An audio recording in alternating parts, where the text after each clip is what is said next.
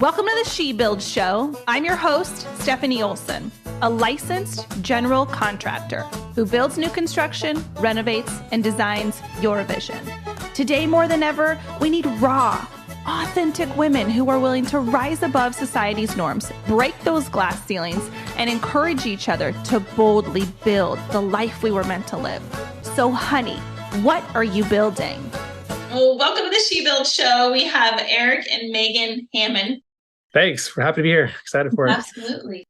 You guys they just told me that they're in the process of moving, but tell me kind of like what your purpose, your mission, a little bit of like what you guys are about. I know I don't want to spoil the book that you guys have written and what you've done. So just maybe kind of introduce yourselves and tell us what is important to you. My name's Megan. I am a mom of 3 girls, 6, 8, and 12. And up here in Washington right now, we homeschool our girls. And so we're busy with that. I think a little bit about why we started this was, it kind of went back to COVID when everything, shut down and everyone's lives were turned upside down. And it just got super stressful in a lot of areas and for a lot of people. And we kind of had to come up with, new ways of doing things and, homeschool and how to deal with that while trying to still be, sane and happy and everything else. I think a lot of it came from just learning how to take time for ourselves and, speaking for myself, taking time for myself while trying to keep everything together and homeschool and life. And that's kind of what got us to where we are today. And like you said, the book that we wrote and everything like that. So that's kind of, my purpose is just letting women know, like, yeah, you wear many different hats, but always remember to take time for yourself. And tell the audience the name of your book. It's the Happy Mom Handbook. So we wanted to kind of make it more of a reference point than it is a novel. Obviously, there's a lot of stories in there and you can read it front to back, but it's kind of more of a, hey, here's what I'm stuck with today. Let me kind of work through some stuff and read this and open up some things in my life that maybe I haven't thought about before. So it is a handbook. It is a tool. You can probably reference over and over. One thing I've realized is you read books over and over, you'll realize they kind of speak to you in a different way. And so that's kind of why we gave it that title. I love it.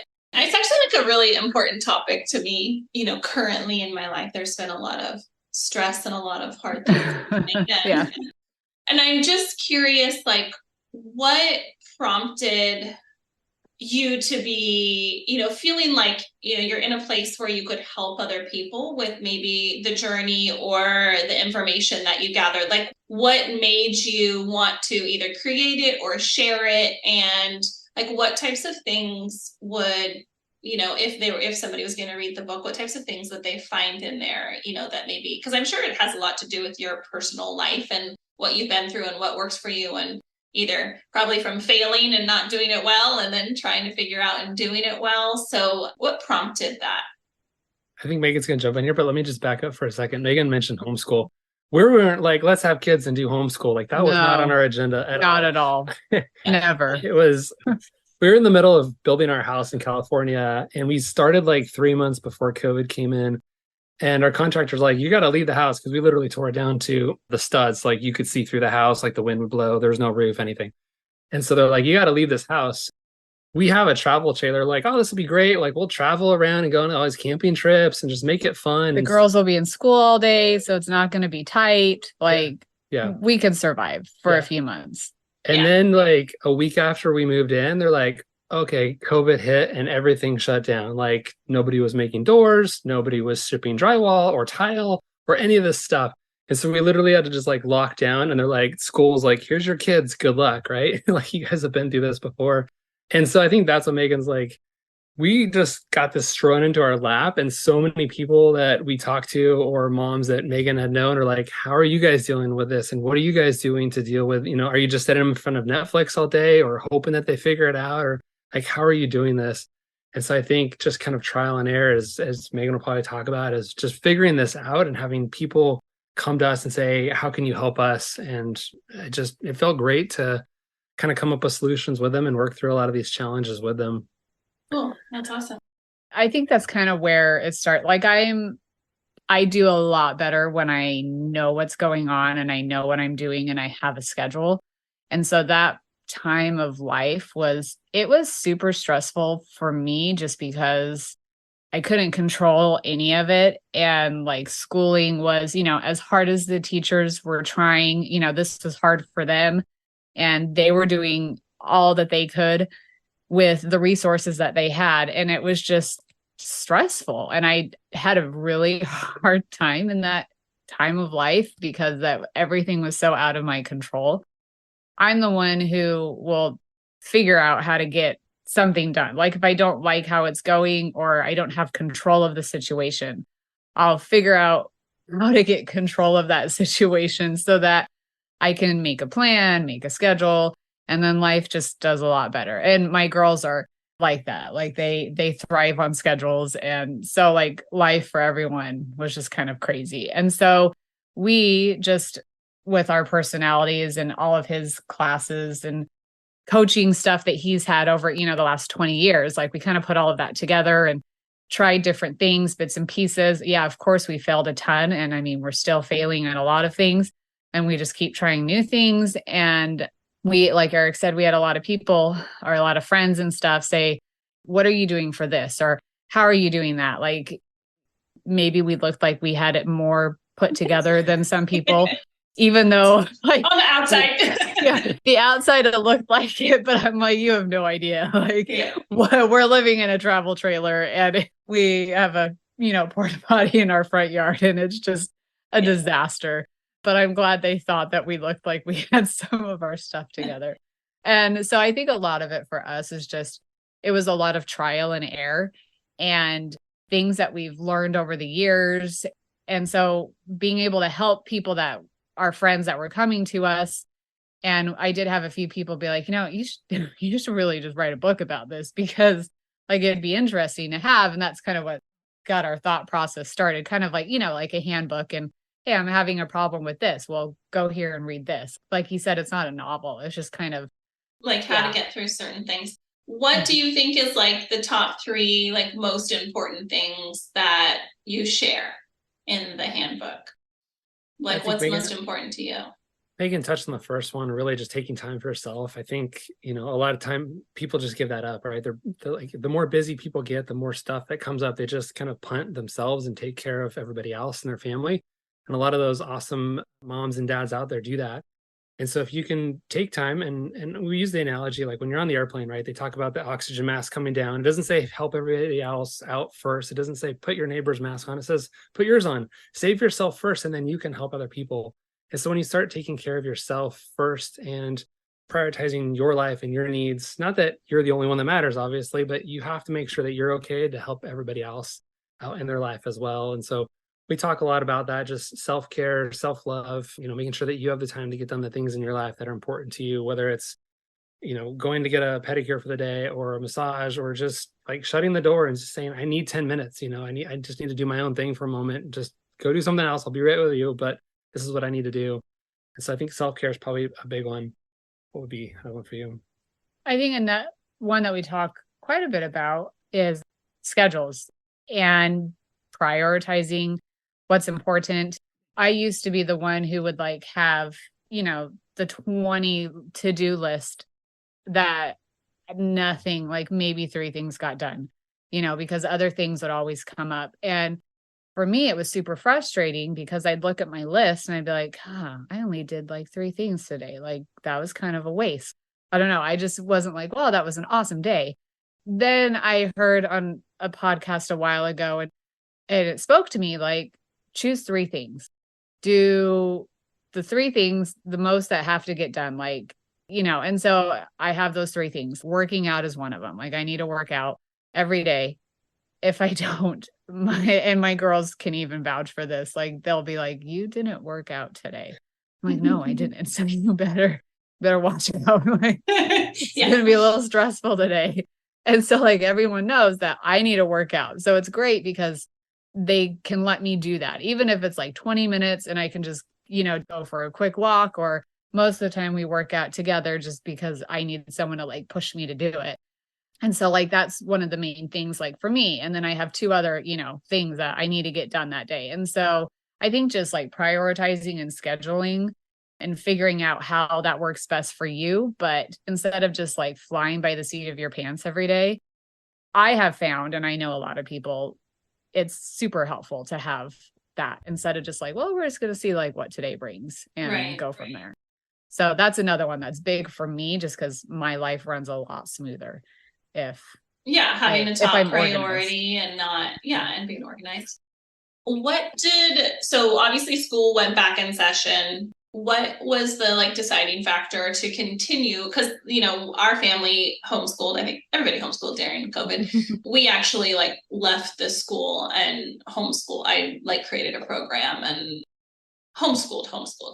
And I mean, I loved it. I went to school to be a teacher, and like I was like, this is my jam. Like I loved it. About you, yeah. Yeah, I was like, let's bake some bread and let's let's do homeschool. What was the decision for you guys to continue on that path? Because I'm guessing they were in school obviously before COVID. And why did you guys continue, homeschool? And was there opposition with your kids? Actually, surprisingly, no, there was not. There was no kickback. Each year we have a little, meeting like, hey, it's that time of year again to decide what we want to do. Are you guys still good with homeschool? Do you still enjoy it? Are you still learning? Is it working out for everyone? And, we do the pros and the cons. And my older one, she was in 3rd grade when COVID hit, and the other two, were kindergarten and not in school. They don't know really how school, real school works, but I lay it out. I'm like, here's, if you did go to school, like, here's your schedule and how it would be and stuff like that. And so they do, each year it's like, yeah, I still want to do that. I think for us, it was the scheduling we liked and being able to, to be in charge of their learning and being able to focus more on their strengths in, learning and pulling that in to help them be more excited about, different things. And, it's just worked well. Like they've enjoyed it. They academically do really well on the one-on-one, or, if I'm working with two of them at the same time.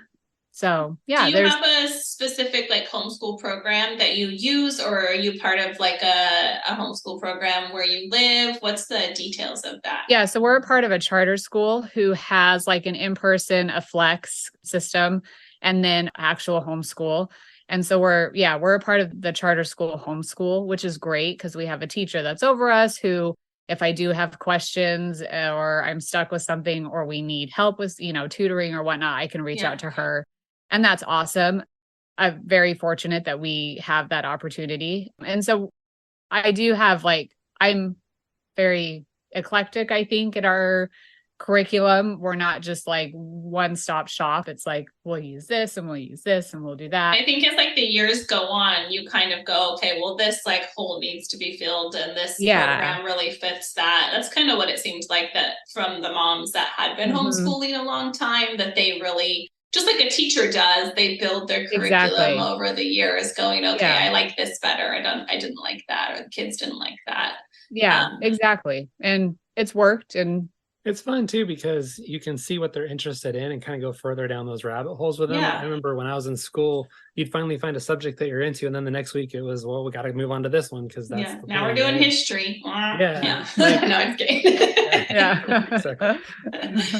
What is I'm just curious kind of like what your day looks like with the kids. Cause like when we were doing homeschool, it's really like school doesn't take that long. Like it's not a 9-hour day of like schoolwork. So I'm just curious kind of like, because you're a scheduler, what your day looks like. The girls were just writing out their weekly schedule yesterday. And we bought my two older ones like a planner that's time blocked out, I think every 30 minutes, so that they can start learning how to do that, because they both are like, hey, it's 10:30. What should I be doing? And I'm like, you're old enough to be writing your own schedule and following it. So it's great. So we get up at 7 and start working out by like 7:20, 7:30, usually till 8:15, 8:30. Right now, since we're at my parents' farm, we have farm chores that we have to do in the morning, which some days can be really quick. Other days it could be like an hour of feeding and cleaning or taking care of an animal that's, has something that needs to be taken care of. We usually start school by like between 9 and 10. And then I work with my youngest till I say like 11:30, but it usually ends up like noon. So from like 10 to noon, I'm working with her, doing her math and reading and just other little things while helping with random questions and stuff like that. And the other two are doing their morning work, the stuff that they can do on their own. Yeah, hybrid classes too. Yeah. They do online science classes through this outschool.com. It's a online platform with thousands of classes you can take just with teachers from all over the place. I mean, we've taken karate on there during COVID, which was interesting. That's awesome. We've done some cooking classes, science, social study, art. And so I have no desire to do science with them. And I'm not exciting and fun to do it. I enjoy it, but I'm not one to teach it. And so we found some teachers on there that are amazing. One of them does social studies on there once a week. And then my oldest has a math through the charter school that she does. So she has a teacher that she's accountable to for math, which is awesome because that takes it off me. And so we're probably done like around 2 or 3 with all of our school stuff and piano. We kind of wrap that in where they have their half an hour, 45 minutes of piano practice. So my older two, they can do a lot on their own. After lunch, I do math and reading with my middle daughter. That's usually an hour, maybe hour and a half. Mhm. And then anything else that I have to do with my older one. Usually we're doing social studies this year together. And so we usually spend like a half an hour on that, maybe 3 times a week. So yeah, we're probably done around 2, 3, maybe 3:30 at the latest on some days if it was just kind of a crazy day. So yeah, I love it. Yeah, And it's are not you bad. guys, are either of you working, or is this your, kind of like, what's your, other balancing things that you guys have going on in your life? We've both worked together on and off over the last 17 years of our marriage, quite a bit. Lots of different things. We've been in real estate, full-time real estate agents. We've flipped houses. We have rental properties. I've coached real estate agents before. We have a marketing company that helps generate leads for small businesses. Our daughters and I started an Etsy business about 2 years ago. So we sell stuff on Etsy. Just, yeah, a whole handful of different things. So it's fun because it's fluid and it's just different every day. And yeah, so it's That's pretty awesome. flexible. Do you guys still do real estate stuff? We do. I mean, we still own rental properties and I still consult with real estate agents. I don't sell full time anymore. We sold our team about 5 years ago. And I just got kind of burnt out of doing the everyday realtor gig. That gets kind of tiring. What agency were you with? Keller Williams. Yeah. Okay. Down in Carlsbad. Cool. I'm a KW agent. Oh, also. are you? I didn't know that. Yeah. No, it's good, but I do understand the burnout for sure. Yeah. We were selling 250 homes a year, 7 days a week. It was just a lot. Like we would remodel probably 70% of the homes that we worked on. So it was just always something going on all the time. And after 5, 6+ years of doing that, I just like, okay, something's got to change because I'm missing life with family and we don't ever get to go anywhere. And it's just something had to change. So we just tell me about that decision. I'm just curious as to like what, like why people make decisions. I guess I'm on this topic because for me, for my own personal life, for my husband, we're going through that like rub of like, why the hell is everybody just chasing this invisible thing? Like, and I heard Brene Brown, I'm listening to her book, The Gifts of Imperfection. I don't know if you've read that book, but it's phenomenal. And she's like, everyone's self-worth is equal to their net worth. Oh, that's good. Yeah. And how we, like as a culture, as a generation or whatever, just think that like if like our net worth is big enough, high enough, if we have enough rental properties, if we have enough passive income, like all of this stuff, like, and then we forget that like we need to live and be with our family and like create and actually be these humans that are connected to the people in our families. And I think it's a scary and courageous decision to stop doing something that actually from the outside world gives you value. Yeah. You're definitely looked at differently when you say you work from home and you hang out with your kids a lot versus I'm at the office 24/7 grinding it out, right? Yeah. And like, why is that? Like, it's so not accepted and judged, but it's like, actually, I think a lot of people that are judging, maybe you guys from that perspective, maybe they have it wrong. Yeah. Like, because y'all are raising some pretty cool kids, I bet. Yeah.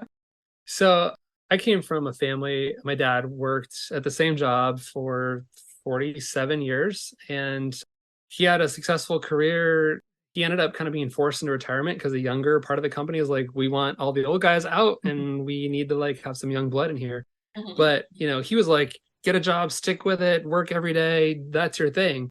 And so when I got out of college, I was like, I got to find that job that I'm willing to do for the next 50 years. And it sucked, and I looked at my life back then. I was like, hey, I'm making good money, but is this what I want to do? And I kept reading all these other books about real estate and house flipping and just other things that I was interested in. And Megan kept saying like, why don't you try this and try that? And I was like, well, I was just tired of him just being like, what if? Just, yeah. Like I knew he was unhappy at his job and all the books he was reading and all the classes he was taking. And I was like, just do it. Like, holy cow, you are driving me crazy. Just do it. Oh, like, it was a little bit of like analysis paralysis. Yeah. I just, the bird in the hand thing, like you get nervous about a new situation, what's going to happen. Mm-hmm. Absolutely. So this is like 2008 and there's a whole long story. I won't get into all this, but we were trying to get into house flipping. I ended up getting laid off my full-time job back in 2009 when the economy crashed back then. It was like the best thing that could ever happen. Like such a good job that I was in, but I would have never left had I not been one of 527 See, like all those people out there that think that getting fired or not like and losing something in your life, like he just said it was the best thing that happened to him. Yeah. And I guarantee in that moment that is not what you thought. No. How many days did I cry at night? Like, what's wrong with me? But like you could have never seen that there would ever be anything outside of that. And like things happen in our life to pull us back, I think, to the center of who we really want to be. And sometimes they're tragic and sometimes they really suck. Yeah, it did, and trying to find a job when everybody in that industry has been laid off is impossible. And I literally went 9 months with no work. And it was so hard on me emotionally, physically, like I didn't know what to do, and luckily Megan's super supportive and we came together and figured things out. And that's when we decided, look, I don't ever want to count on somebody else giving me a paycheck every week. Like I got to figure out how to make my own dollar. And it just opened my eyes and it gave me so much confidence in doing what I can do. And so basically for the last 15 years, we've been on our own and it's been awesome ever since then. And there has been moments where I've realized I do get too carried away in work and do spend too much time doing that thing.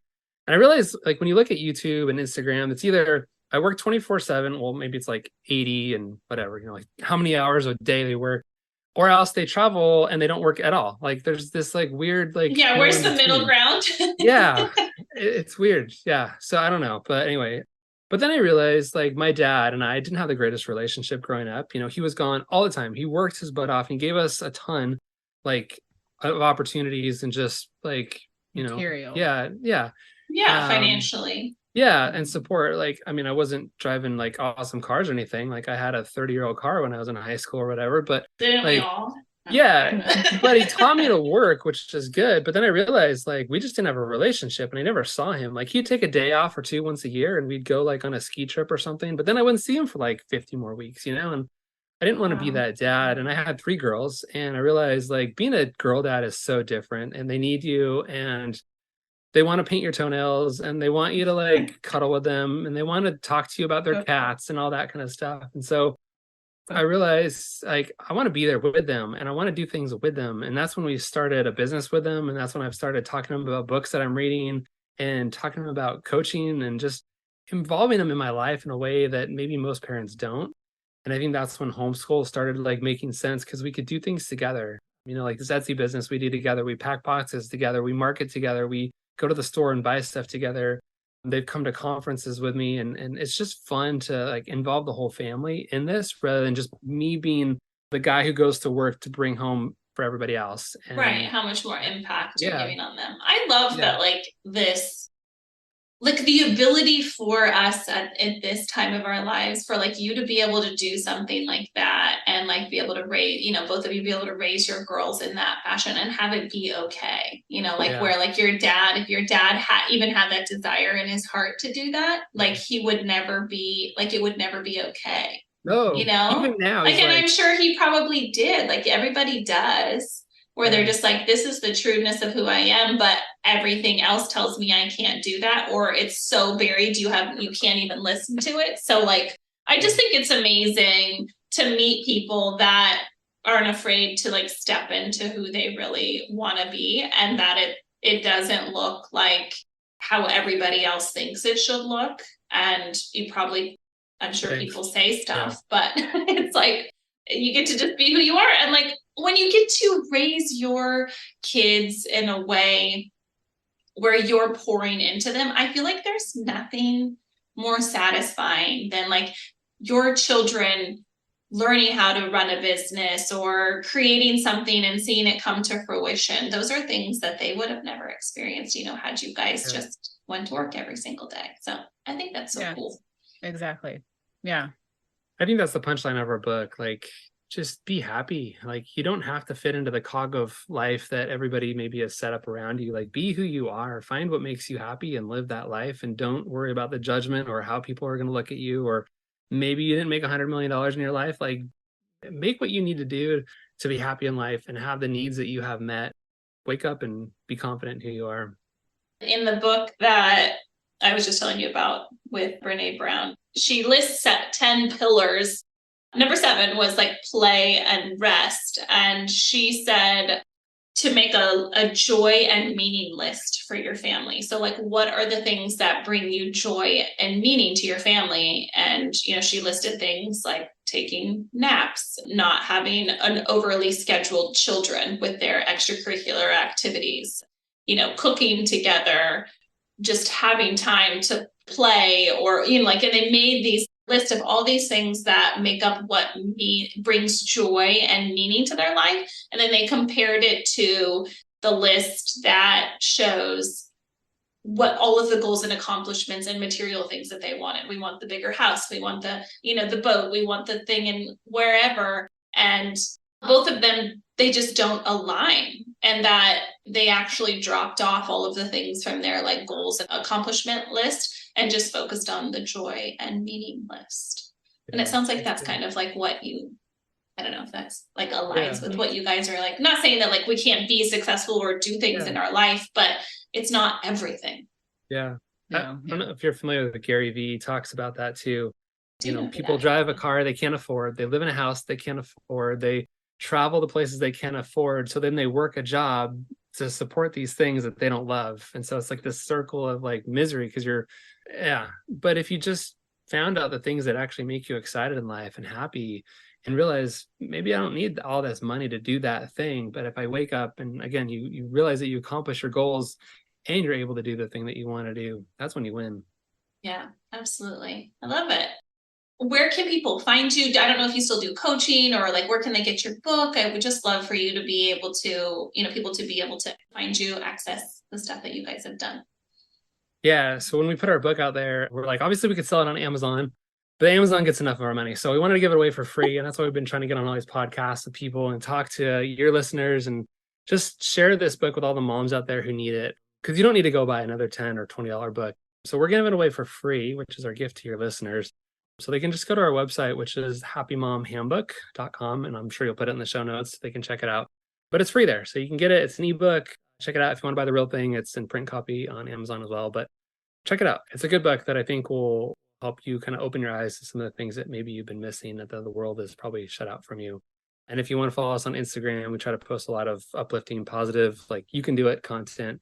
We'll probably put the link for this as well, but it's JTF coaching. So awesome. Well, thank you guys. It's been such a pleasure to meet you and to learn about you and your life, and happy move. I hope moving goes well. I don't know. I feel like When does it go well? I don't know. I just hope it goes swiftly and quickly and, Yes, nothing gets broken. All right, you guys. Well, thanks so much and have an awesome day. Yeah. Thank Appreciate it. you. You too. You're welcome. Take care. Thanks for joining me today on the She Build Show. My name is Stefanie Olson. My hope is that this episode leaves you feeling empowered and ready to boldly take that step into building the life that you envision, 1 2x4 at a time. And if you can do me a quick favor, please leave me a 5-star review on iTunes. I get giddy over reading the reviews each week, and I will choose one special person to win some She Build swag. Make sure you add your name to the review, and I'll reach out if you're the winner. Thanks again for hanging out. Be sure to visit me at theshebuildshow.com, where you can ask me questions and share with me what you're building.